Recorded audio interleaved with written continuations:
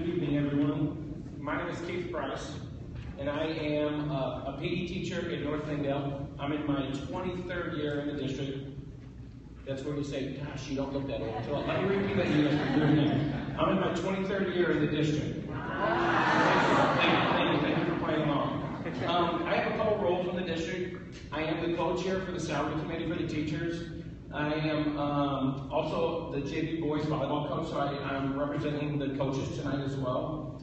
I've heard many stories throughout the year as our school is going through some of the issues that we're going through right now, with the financial issues. These stories have been involving heartwarming stories and stories of difficulty. My colleagues share many stories with me on a daily basis. Some of the work that is happening is simply amazing of what these teachers are doing in our district right now.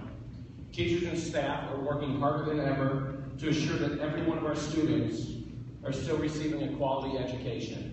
And it's amazing to just watch the teachers work. So if you don't get into the schools to watch the teachers, make sure you do it, because it's amazing what goes on. This has been the hardest start to any school year that I've ever met, that I can ever remember. And every teacher, every administrator, every building is feeling it. However, one of the things that really excited me throughout this whole process is being on the salary committee.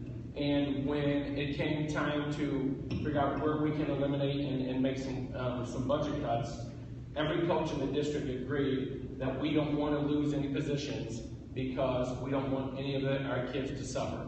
If you lose a coach, you lose something for the kids to do. So we, every coach had agreed to take some sort of cut. So when Dr. Williams talked earlier that salaries were frozen, if it's a coach in our school district, they have taken a cut. My paycheck this year is smaller than it was last year. But what was exciting is that we're still able to offer every activity that we wanted to offer for our kids because of the generosity of the coaches and how hard they're willing to work to make sure, again, like I said, that everyone's successful. So thank you for your time and thank you for being here.